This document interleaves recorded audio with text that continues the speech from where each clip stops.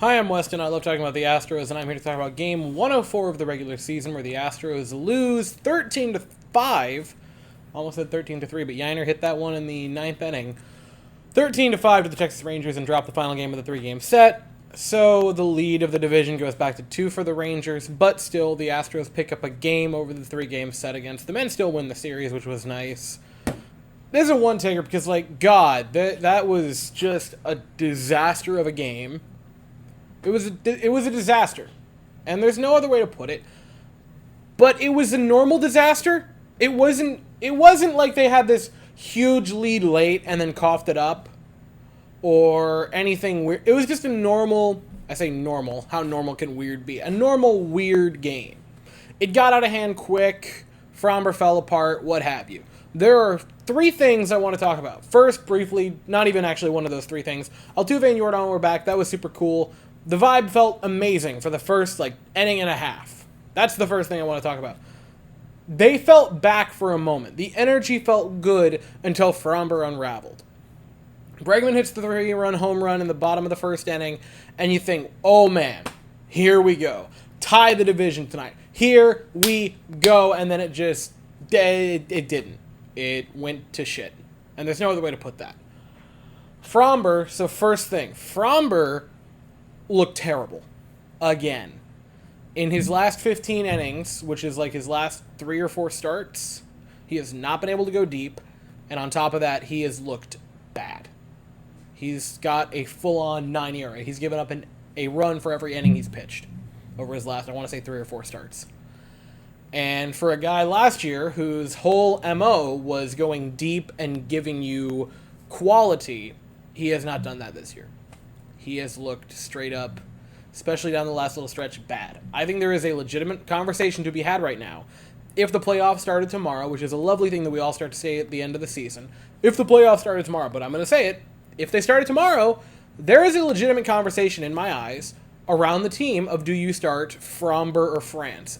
And after tonight, I might lean France. I'm not happy that that's where I'm at right now. I'm not happy that that's where the team is at right now. But right now, if I had to pick, I might lean towards JP France, which is wild to say, but that's where the season has gotten to.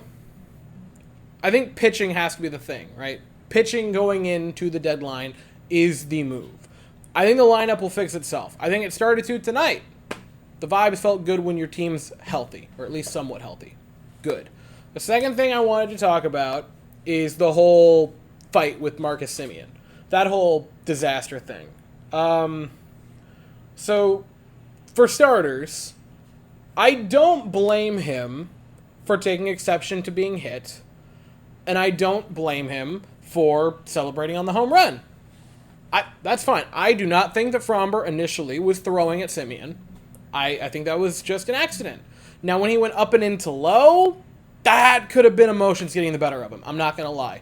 That got weird for Framber Valdez, who has pretty usually had good command, just kind of getting wild at the end of that and going up and in, way missing a spot on low. That was shaky. I'm not saying he was. I'm not saying he wasn't. That was just weird. But Marcus Semien getting hit and then homering and chirping around the bases, no problem with that whatsoever. That is fine. He earned the right because he homered. Right, gave his team the lead, had the right. Drop it. Be done. You're a veteran of the league. Be done with it. You made your point. And then, when Adolis Garcia grand slams it and makes it 13-3, your team has very much proved their point. It is a blowout. You have beaten the team into the dirt that bullied you the past couple days. Cool. That's it. But then he kind of dances around the bases again, chirping the way, and stomps on the plate when he gets home, and continues to chirp. Let a sleeping dog lie.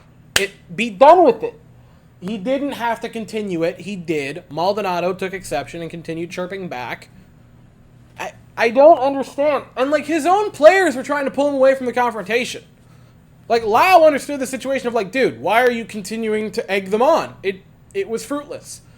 Now, to Adolis Garcia coming in and going up to Maldonado, I don't think that was to agitate Maldonado. I think he was trying to de-escalate the situation. And I think that for a couple of reasons. One, I don't think Adolis Garcia would just go in picking a fight. He hasn't really struck me as that player through his career. Two, he's not dumb. And if he was picking a fight, I don't think he would immediately, directly in front of the umpire, go in and start putting hands on Maldonado. That wasn't, to me, that didn't feel like pushing, shoving, aggressive. That felt like, hey, bud, trying to settle him down. Hey, we're good, we're cool. Trying to play peacemaker there. That's how that felt to me. And also, if Maldonado took that as he was trying to continue the confrontation, to continue egging them on, to continue escalating, you really think he would have just stood there and not done anything? He would have shoved back. It would have actually turned into a fight and not just him putting hands on, trying to settle him down, which is how I read that situation. I understand why Maldonado had to do what he had to do. I don't love the fact that that's where we are as a sport, where when someone takes exception, the hard-nosed player of the team has to be the one that gets all grumpy and going, "Oi, don't be doing that around my swamp."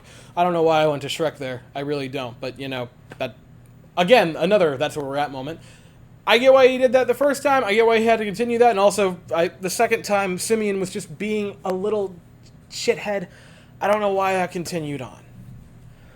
That was a cluster. It was a nightmare. I understand the ejections. It was weird. I will say what was also weirder is that the umps gave out warnings early in the game and then never reined it back in.